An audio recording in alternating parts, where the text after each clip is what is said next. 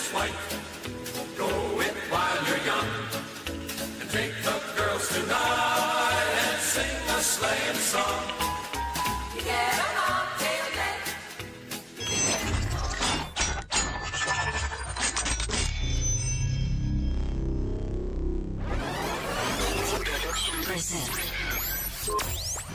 You're in the middle of non-stop good stuff on 100.5 FM.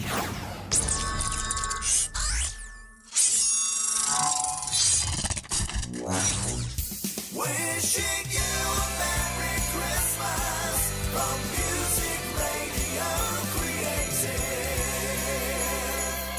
RH 100.5 FM, Radyo Himbalan.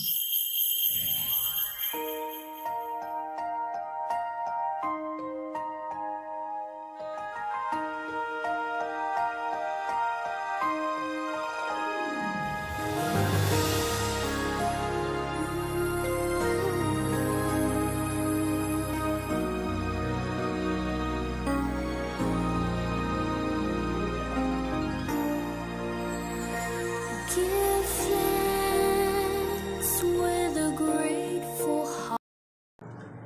Abyan may nga agad ra sa imo kag welcome gid sa aton nga programa ang Ilonggo Daily Light from God's Word Radio Broadcast. Ang title sa akong minsay is English, Leave No Stone Unturned.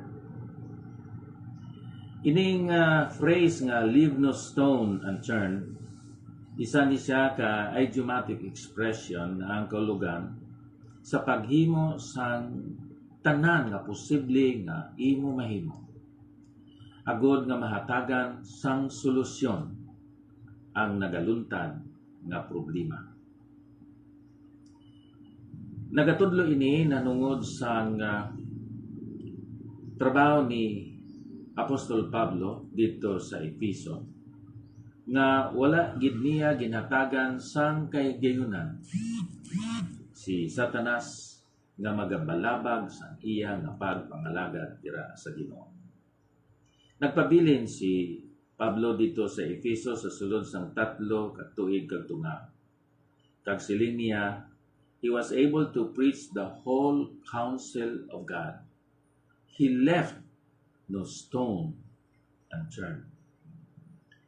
Ang pagpangalagad ni Apostol Pablo dito sa Efeso, kumplito,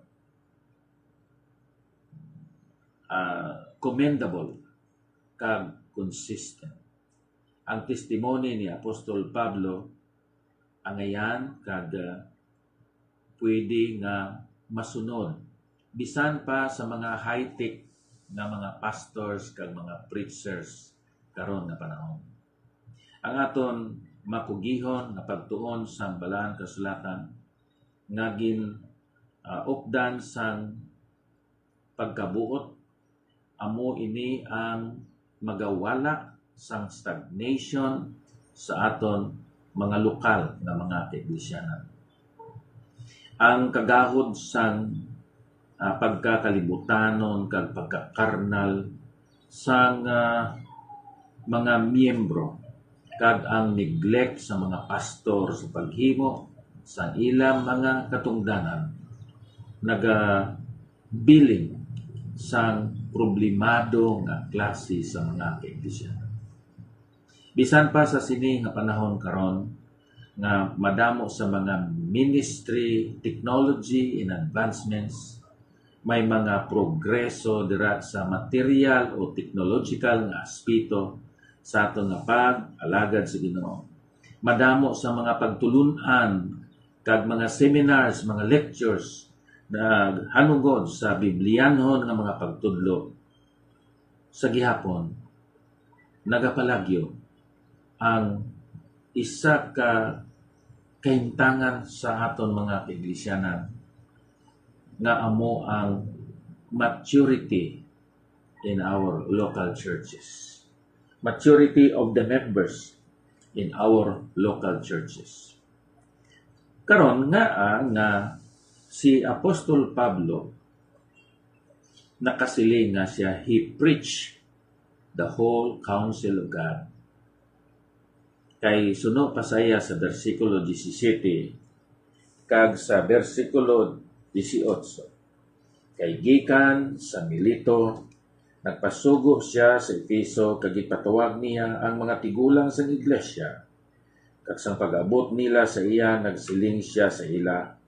Kamugid na kahibalo kutob sa naunang adlaw na nagtapak ako sa Asya. Kung ano ang pagginawi ko upod ninyo sa tanan nga tion.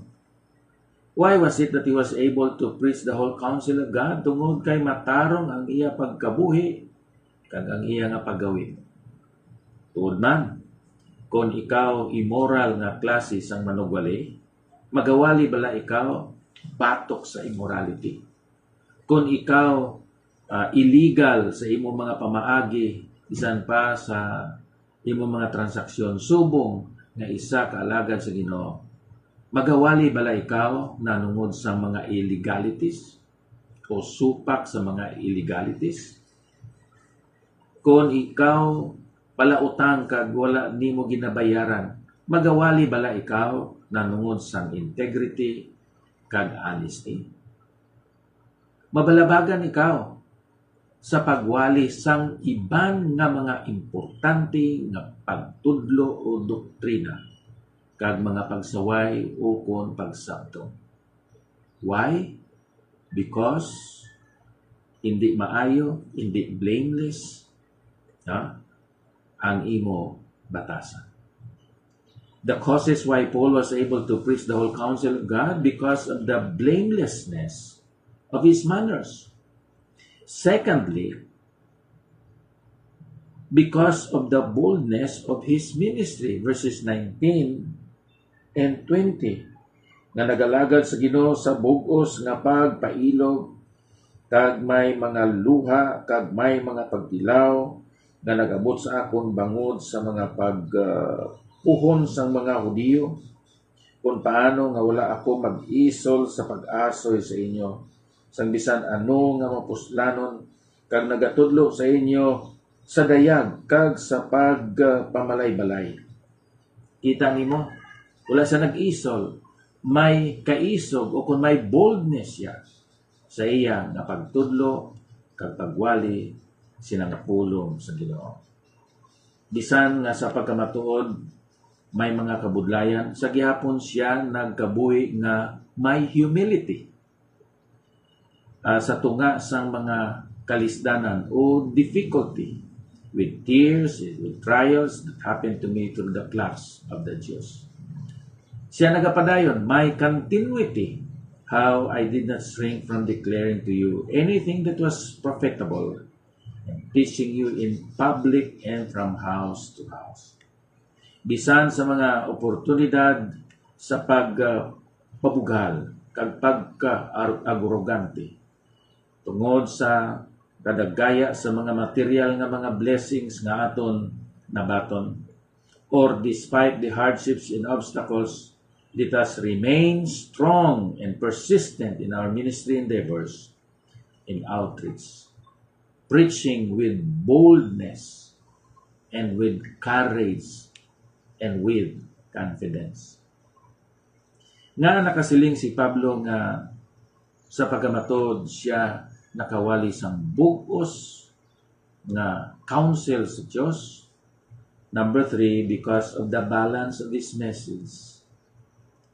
Kung hambalan nato ng iya nga audience, wala lang siya nagwali sa mga Hudiyo, kundi bisan pa sa mga Hintil. Wala lang siya nagwali sa mga tao nga atoa sa ibabaw sang katilingban, kundi siya nagbisita, nagwali, nagpakig-upod sa mga tao nga mga imol. Ang iya mga doktrina, paghinulsol, kag pagsalig dira sa kay Kristo Jesus. Si Pablo hindi siya racist, kay wala siya nagbutang sang iya nga pag-alagad dito sa Hudiyo lang, kundi bisan pa dito man sa mga Hintil. So,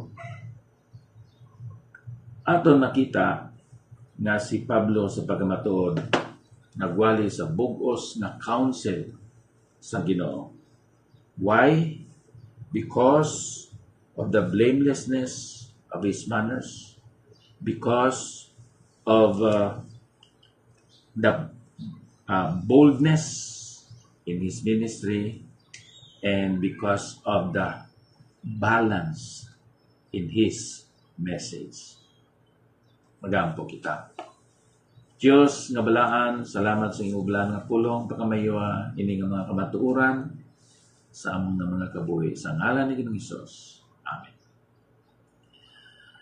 Nagadali kita abyan tungod kay may Pastors and Workers Fellowship Day dito sa Valencia, Negros Oriental.